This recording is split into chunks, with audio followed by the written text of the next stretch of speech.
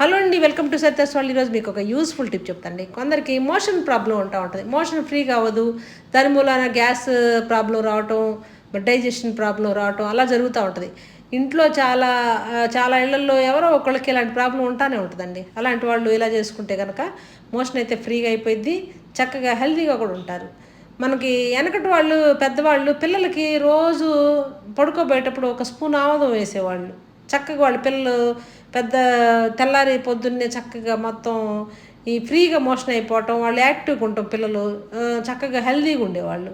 అలానే ఇప్పుడు కూడా ఇలా చేసుకుంటే కనుక పెద్దవాళ్ళైనా సరే పిల్లలైనా సరే ఈజీగా చాలా ఫ్రీ మోషన్ అయిపోయిందండి.